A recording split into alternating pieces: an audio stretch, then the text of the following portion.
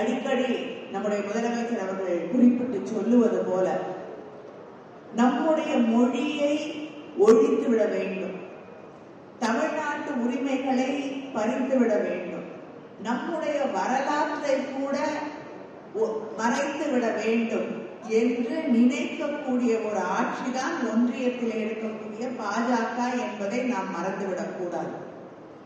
தொடர்ந்து தமிழ்நாட்டுக்கு என்னென்ன பிரச்சனைகளை உருவாக்கி தர முடியுமோ, அது நீட்ல ஆரம்பிச்சு புதிய கல்விக் கொள்கையில இருந்து மொழியாக இருக்கட்டும், நமக்கு தர வேண்டிய நிதியாக இருக்கட்டும், எல்லா வகையிலும் நமக்கு இடைஞ்சல் செய்து கொண்டிருக்கக்கூடிய ஒரு ஆட்சி ஒன்றியத்தில் இருக்கக்கூடிய பாஜக.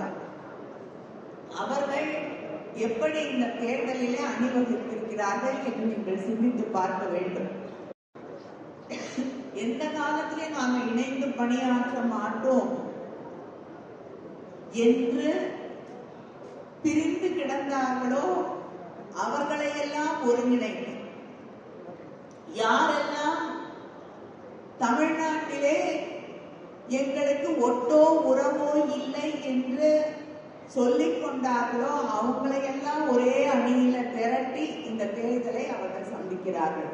அப்ப திமுகவை பார்த்து அவங்க எந்த அளவுக்கு பயந்து இருக்கிறார்கள் என்பதை நான் புரிந்து கொள்ள வேண்டும். அண்ணாவின் பெயரை வைத்து ஒரு இயக்கத்தை நடத்தி கொண்டு அதே பேரறிஞர் அண்ணா, நம்முடைய கொள்கை தந்தையாக இருக்கக்கூடிய தந்தை பெரியார், இவர்களை ஒரு மேடையிலே அசிங்கப்படுத்தி கொச்சைப்படுத்தி பேசப்படுகிறது, ஒரு காணொலி காட்சி வெளியிடப்படுகிறது. ஆனால் அதை எதிர்த்து கேட்க திராணியற்று தகுதியற்று ஒரு கட்சியை நடத்தி கொண்டிருக்கிறார்கள். செய்திகளை உடனுக்குடன் தெரிந்து கொள்ள உடனே சப்ஸ்கிரைப் பண்ணுங்க.